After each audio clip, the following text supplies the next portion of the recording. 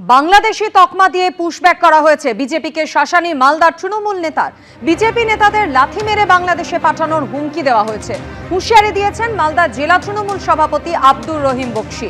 কালিয়াচকের পরিযায়ী শ্রমিককে বাংলাদেশে পুশব্যাক, এখানকার বিজেপি নেতারা স্বীকার করে নিয়েছে ভুল হয়েছিল। আব্দুর রহিম বকশী আর কি বলেছেন শোনাবো আপনাদের। বিজেপি বন্ধ, যেভাবে সেই ছেলেটাকে তার পূর্বপুরুষ 200 বছর ধরে মাল্লায় থাকে আর তাকে তুমি পুশব্যাকের নামে জোর করে জেলখানায় ভরে বুকে বুটের লাঠি মেরে বাংলাদেশে পাঠিয়ে দিলা। এখানকার বিজেপি যারা আছেন তারা প্রমাণ করেছে যেটা ভুলবশত তাকে আমরা বাংলাদেশে পাঠিয়ে দিয়েছিলাম। বন্ধু বিজেপি, তোমারও চুলের মুঠি ধরে পিটাতে পিটাতে বাংলাদেশে পুশ করে দিব, পরে আমিও ক্ষমা চেয়ে নিব হাত ধরে। আমরাও তোমাদেরকে সেইভাবে লাঠি মেরে বাংলাদেশে পাঠিয়ে দিব। তারপরে দেখবো তোমার মা কেমন করে কাঁদে, তারপরে দেখবো তোমার বাবা কেমন করে কাঁদে, তারপরে দেখবো তোমার ভাই কেমন করে কাঁদে। আমরা তোমার কান্না দেখতে চাই বন্ধু।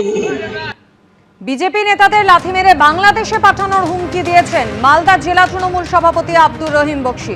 বিতর্কিত মন্তব্যের পরও নিজের অবস্থানেই অনড় মালতীপুরের তৃণমূল বিধায়ক।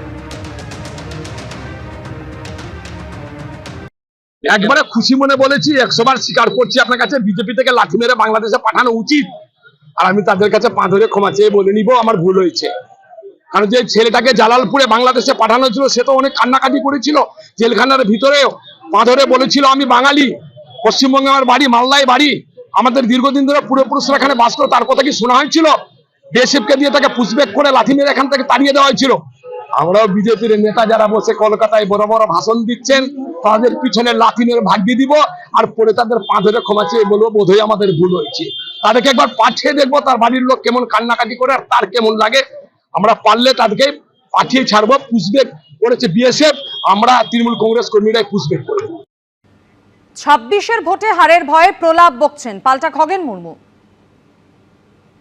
মালতীপুরের এক বিধায়ক, তার হচ্ছে এখন যাওয়ার সময় হয়ে গেছে, যে 2026 তো পশ্চিমবাংলায় বিধানসভার নির্বাচন আছে।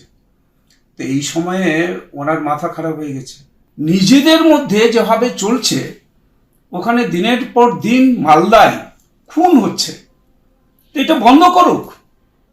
তো এখন ওনার এক প্রলাপ বকার একটা সময় এসেছে, অর্থাৎ তিনি বুঝতেই পারছেন এখন তার হচ্ছে যে পায়ের তলার মাটি সরে গেছে। সামনে বিধানসভা নির্বাচনে